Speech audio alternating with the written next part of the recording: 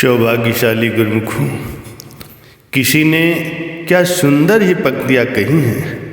श्री सतगुरु तारनहार, दे नाम का आधार, कर देते हैं निस्तार। ऐसे मेरे गुरुवर हैं, ऐसे मेरे गुरुवर हैं।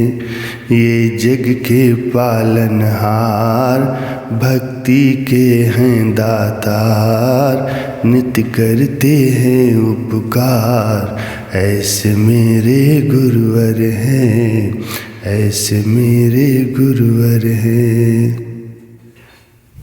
ऐसे प्यारे दातार संत सद्गुरु के चरणों में इस दास का श्रद्धा सहित कोटि कोटि दंडवत प्रणाम है। गुरुमुखों, सभी महापुरुष, वेद शास्त्र और सत्पुरुषों की वाणियाँ भक्ति की महिमा का गान करती हैं।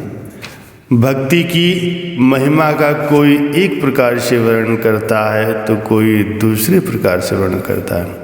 जिस भक्ति की इतनी महिमा है तथा जिसे सात्विक प्रकाश भी कहा जाता है, वो क्या वस्तु है और उसे किस प्रकार से प्राप्त किया जा सकता है।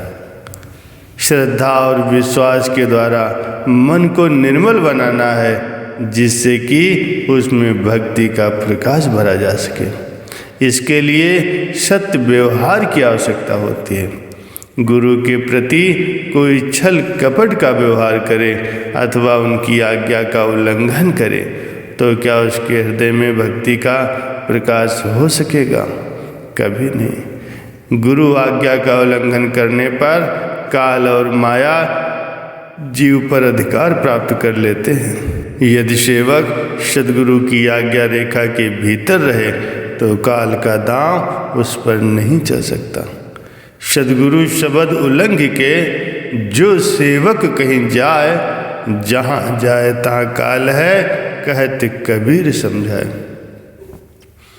सद्गुरु के शब्द का उल्लंघन करके सेवक कदापि भी सुखी नहीं रह सकता, क्योंकि वो जहाँ भी जाएगा सर्वत्र उसे फंदे में फंसाने के लिए काल विद्यमान है। गुरु आज्ञा की परिधि में रहने वाले सेवक का तो काल भी कुछ नहीं बिगाड़ सकता। परम संत श्री कबीर साहब जी का कथन है कि इस परिधि से बाहर होते ही सेवक पर काल का दांव चल जाता है और वह उससे अपना बचाव कर ही नहीं सकता। माया और काल का चक्र संसार में दिन रात चल रहा है। सूरत रूपी सीता उस अहंकार रूपी रावण की कैद में पड़ गई है।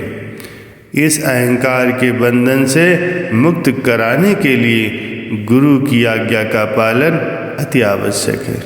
गुरु आज्ञा का पालन करने से ही भक्ति प्राप्त होगी, क्योंकि गुरु शिष्य का नाता वचन से होता है।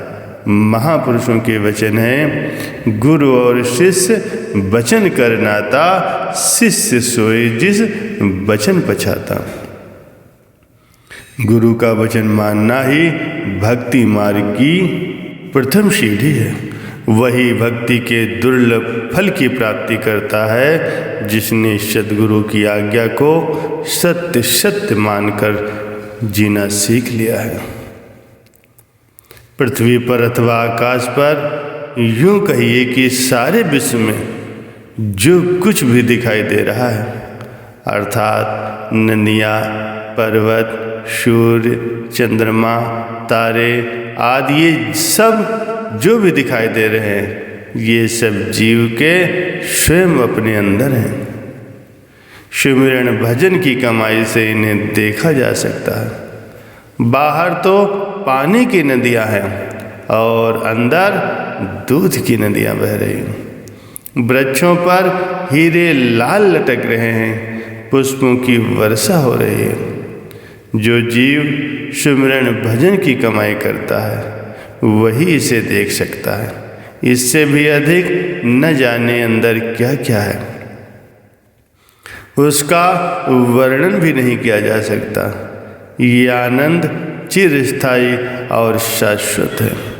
ये रस श्रवण करने से नहीं अपितु अनुभव करने से आता है। जिसने भी सहज समाधि में ध्यान लगाया वही इन दृश्यों को देख सकने में समर्थ हो सकता है, क्योंकि संतों ने लिखा भी है कि तेल से बनी वस्तुओं को खाने वाले मनुष्य को जब तक वे वस्तुएं अधिक स्वादिष्ट लगती हैं जब तक उसने घी से बनी हुई वस्तुओं को नहीं खाया। जब उसने घी से बनी हुई वस्तुओं को खाकर देखा तो वो हैरान रह गया और कहने लगा, यदि मुझे ये पता होता कि घी का स्वाद ऐसा होता है तो मैं तेल से बनी वस्तुएं कभी नहीं खाता।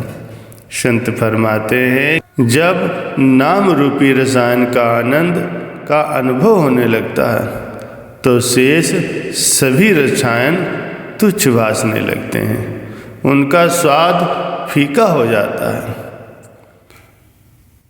कहने का अभिप्राय ये है कि जब तक जीव माया के घेरे में फंसा हुआ तब तक इसे संसारी सुख ऐश्वर्य उत्तम लगते हैं, परंतु जब संतों महापुरुषों की चरण शरण ग्रहण कर लेता है और वो भक्ति का आनंद प्राप्त कर लेता है तो उसे ये विदित होता है कि भक्ति में कितना आनंद है।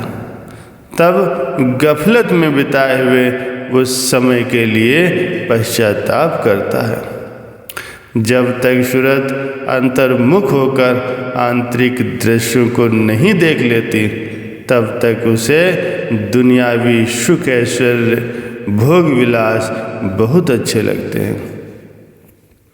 अतः सूरत को बाह्य पदार्थों से हटाकर अंतर्मुख करना ही गुरुमुख का कर्तव्य और परम धर्म है। भगवान की इस सृष्टि में न तो कुछ नया उत्पन्न होता है और न ही कुछ नाश होता है, केवल उसका रूप बदलता है। जीव चाहता है कि जो उत्पन्न हुआ है उसका नाश न हो। ममता की ये तार में बंध जाने से उसका पतन होता है।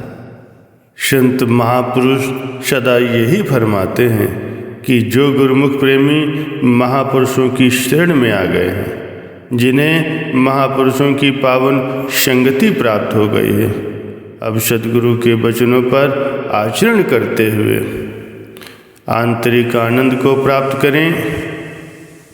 इस आनंद को प्राप्त करने के लिए ही महापुरुषों ने श्री आरती पूजा, सेवा, सत्संग, सुमिरन ध्यान के नियम बनाए हुए हैं। उनका नित्य प्रति पालना करें तो अवश्य ही सच्चा सुख और परम आनंद की प्राप्ति होगी और अपना मानव जन्म सकारत होगा।